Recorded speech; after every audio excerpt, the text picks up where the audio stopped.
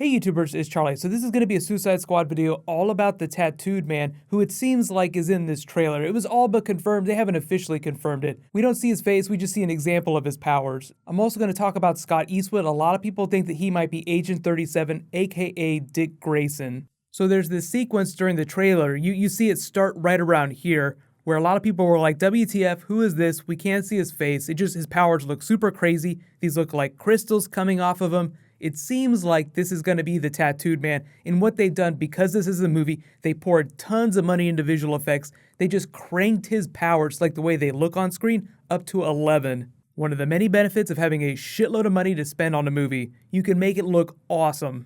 Connecting a few dots from behind the scenes pictures, we see Common as tattooed man. That's probably who this is. He has the ability to create holographic projections based on tattoos that he has on his body. Now, it's a lot like Green Lantern's powers, which is funny because he also showed up for the first time in Green Lantern's comic. He was a Hal Jordan villain. Now, there have been 3 different versions of the character. It seems like Common, the one in this movie, is the 3rd version, like the most recent one, who was part of Deathstroke's Titans in the comics. Real quick character history. So the first version of the character's name was Abel Tarrant. He was a sailor that got in this accident with chemicals. I know it sounds very familiar, very common origin story. He found that as a result of the accident, he was able to use the chemicals to create mental projections that actually had physical form. So he used the chemicals to tattoo himself so that he could just walk around and create holographic projections. So you see why they put him in Hal Jordan's comic. They wanted a villain to go up against Green Lantern that had similar powers to Green Lantern. The second version of the character was named John Oakes.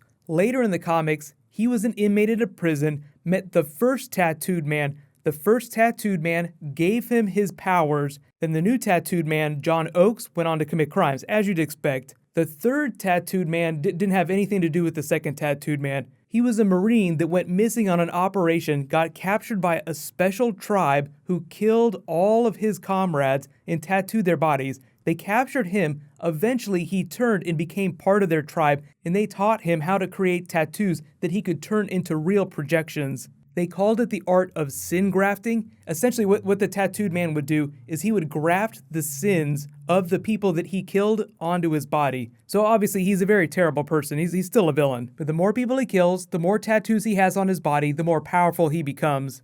Now, this is Suicide Squad, so it's all about bad people doing good things. There was the arc during Deathstroke's Titans where Tattooed Man helped to destroy a device that Deathstroke was trying to misuse. So he did a couple good things, still pretty terrible person. So he could either be working with the Suicide Squad or he could be one of the villains that the Suicide Squad is ordered to take down.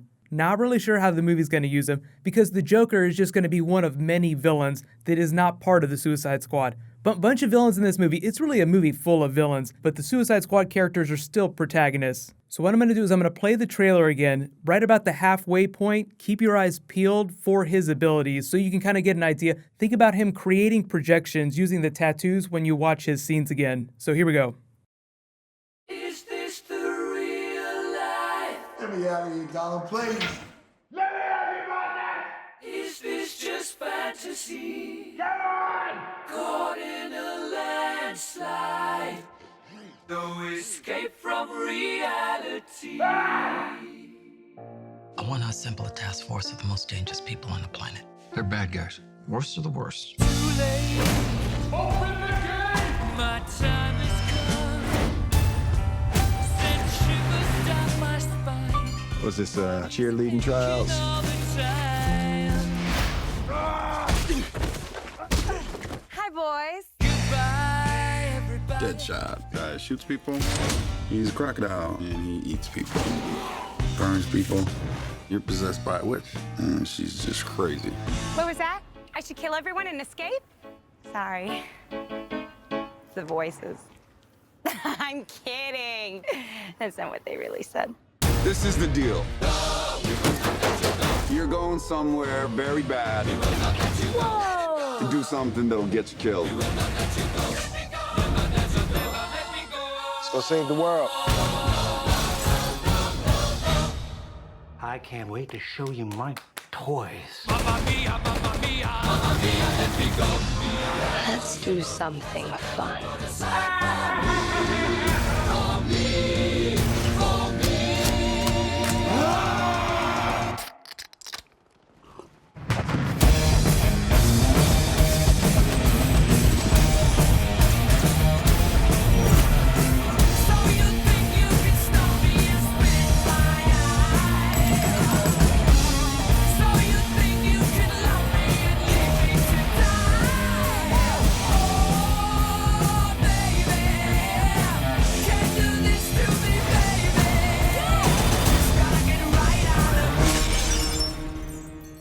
seriously. The hell's wrong with you people?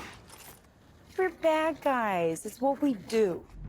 So I know that looks pretty trippy, especially that last shot with the cloud. Like, it does look like all the colors of the emotional spectrum, which I think is an Easter egg for Green Lanterns, even though it's Tattooed Man, who technically is a Green Lantern villain from the comics. And Jeff Johns did preview the Green Lanterns movie that they're working on, but that's still a long ways out. But they're basically going to be doing almost every Green Lantern you've ever heard of. It's going to be amazing. So as you'd expect, even though there's not going to be a whole lot of Justice League stuff, it's mostly going to be Suicide Squad stuff going on in this movie. They're laying a lot of groundwork along with Batman v Superman for all the other Justice League related films. So don't be surprised at all if you see Easter eggs for other DC properties. Speaking of which, moving on to Scott Eastwood, Dick Grayson talk. Now this is just a rumor. People are like, oh my god, I hope that he's gonna be Nightwing, Agent 37, just because he's working as a secret agent in the comics, so maybe we'll see a version of that in the movie universe. But there's a lot of people that think that in Batman v Superman, Dick Grayson is gonna be the Robin that the Joker has killed in the past. So all remains to be seen. This could all get flushed down the toilet, but I'm going to explain who Agent 37 is because it's one of the aliases of Dick Grayson when he's undercover. So quick primer, in the comics a while ago, the crime syndicate had fallen, a new organization named Spiral was rising up. Batman wanted to investigate it, so he asks Dick Grayson to go undercover, and Dick Grayson becomes Agent 37 to infiltrate this organization. Eventually they send Huntress in to team up with him. I know a lot of you guys are Helena Bertinelli fans. Can't wait to see Huntress come back on Arrow. She was one of the more fun characters on that show. While this storyline is happening, everyone is led to believe that Dick Grayson is dead. Like Batgirl thinks that he's dead, so he comes back naturally. He comes back in the comics, and everyone's pissed. Like, how the hell could you not tell us you're still alive? So right now in the comics, like in the Batgirl comics, they're kind of dealing with that aftermath. But obviously DC has changed a whole bunch about their comics. I'm not expecting them to deal with any of that in the movie. If they do Dick Grayson, he could be a secret undercover Dick Grayson. But I don't think that's the case. That's kind of wishful thinking. But I do think that Scott Eastwood definitely has the look for it. I just don't know if he has the acting chops to hold screen time with Ben Affleck. There are plenty of other Robins. Batman has had many Robins, but I think what'll happen is they'll just touch on the dead Robin in Batman v Superman, and then they'll wait for the Batman solo films to build that out. Like, I'm not expecting a Robin anytime soon, like an actual Robin next to Batman on screen, but you guys can let me know, if Dick Grayson is dead, which version of Robin do you want them to do on screen in the movie universe? I can see everybody in the background just screaming Nightwing, like, we don't want other Robins, just give us Nightwing. But in related news, congratulations to the most recent Reverse Flash Ring giveaway winner, Samuel Cho. Be sure to private message me on the back end of my channel so I can get your contact info. What I'm going to do is I'm going to start a new round of the giveaway whenever I post my next DC video. So leave all your requests. There's tons of other movie stuff that we could talk about. They dropped all kinds of Justice League bombs this week. So in case you guys haven't seen it, I totally just posted a video where Ryan Reynolds as Deadpool makes so much fun of Wolverine. You can click here to watch that, and you can click here to catch up on Legends of Tomorrow, Flash, and Arrow from this week. Thank you so much for watching, everybody. Let's have five. I'll see you guys tonight.